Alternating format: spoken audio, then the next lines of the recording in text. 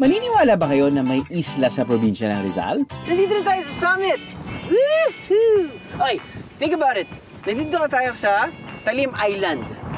Isang isla na, syempre, around it is body of water. Damang-dama ng mga lokal sa Talim Island ang biyayang dala ng Laguna de Bay.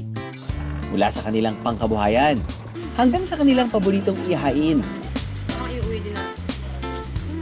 Ang paborito ng mga taga-Talim Island na burong isda at kanin. Hindi lang side dish o pampagana. Kinakain nila ito na parabang lugaw, lalo na tuwing mahal na araw. In fairness, ang sarap niya. Taon-taon talaga ay nagluluto kami ng burong kanin at isda dito sa aming nayon at dinadayo talaga ito lalo na nga ng mga taga-iba't ibang barangay. Kapag nga nalaman nilang pabasa na dito sa amin ay isa nga sa mga tanong nila ay may buro ba? Kung ang ibang buro ay puti, ang kulay ng buro nila rito, pink.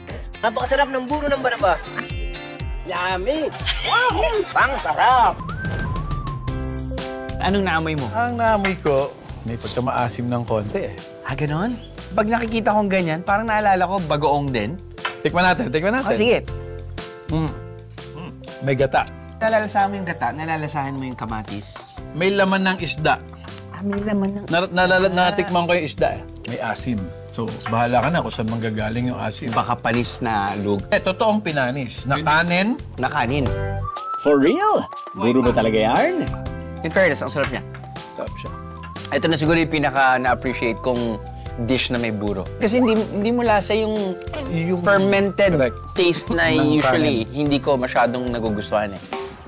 Kanduli ang klase ng isda na ginagamit nila para sa pink buro.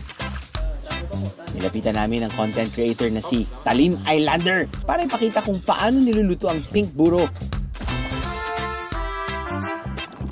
Pwede po siyang iburo ng 4 hanggang 5 araw po.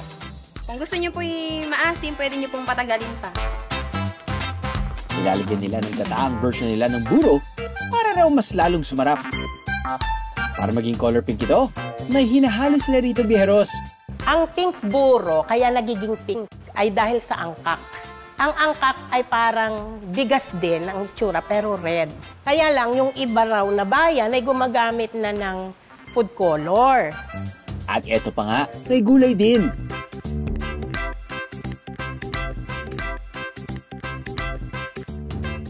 Nabitig ka sa biyahe?